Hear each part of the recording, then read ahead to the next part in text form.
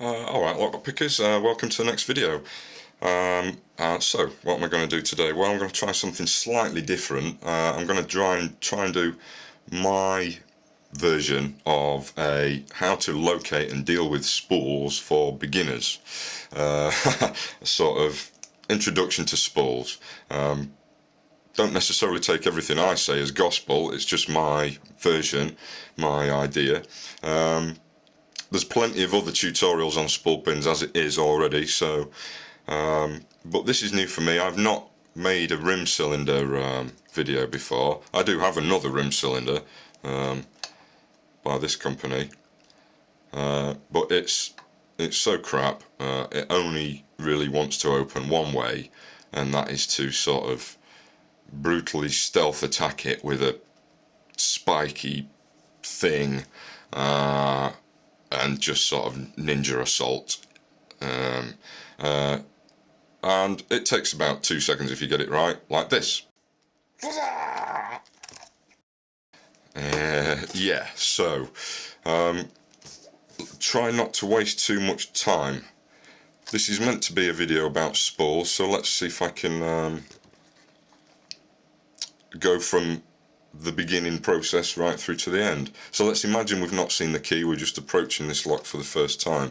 How do we start? Well, we start by, quite obviously, just trying to pick it as normal. You put your tension wrench wherever you want.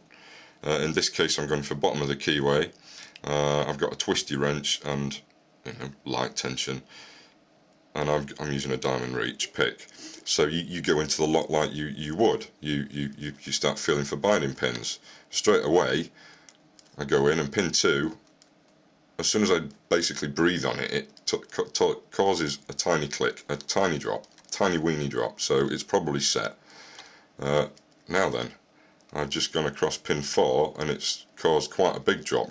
I hope you saw that. Let's feel for a binder. Right, pin 5 right at the back seems to be binding. So have we revealed a spool already? Possibly. Even though pin 2 and pin 4 have set, doesn't mean to say they were the spools. They caused a big drop, but that just means they've revealed a spool. Now then, if it's a big drop and the lock's not opening, it's probably a spool. And also, if you push down on that pin, I hope you can see that, if you're in a spool, then as you push down it causes your tension wrench to go the other way. Right, so I clicked 5 down and there was another massive drop there, so I think 5 was a spool, and once I'd set it, it revealed some more spools. So what have we got now? Pin 3 is causing the tension wrench to go back the opposite way, so that's probably a spool. I know I've already set 2 in the beginning. So let's try pin 3. Okay, that's felt like it's set, and another big drop. So there must be only one left now, which must be pin 1. And as I push down on it, it pushes the tension wrench the other way, and this must mean that when this is set, the lock opens without fail. So these are only spools, there's no serrations in here, and this is only meant to be a beginner's guide, or sort of hints and tips, maybe that's one way of looking at it. So let me just see if I can do it again to prove the point. Yes, refocus camera please. So what did I do? So you start with your lock locked, you go in, you feel for binding pins.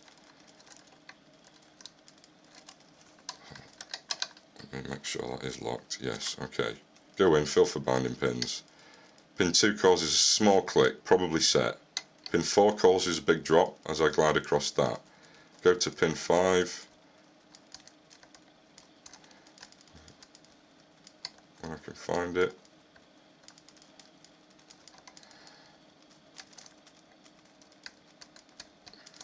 I might have already set pin 5 then by just touching on it. So what have I got left? Let me try pin 1 now. Yes, there is opposite rotation. So click that into place. Anything left Now, pin 3, sticking up a bit. When I push down on it, opposite rotation, very, very light tension, and it's open again. So I guess that time I must have set pin 5 just by going to the back and pushing down on it. I thought it was a spool the first time round. Let me just try that one more time, just to make sure. Lock locked. Pin 2 causes a drop. Pin 4 causes a small drop. Pin 5, yes, there's the spool. Click it into place. Another big drop. Let's try pin 1 this time. Opposite rotation, clicked into place. Can only mean one pin left now to do.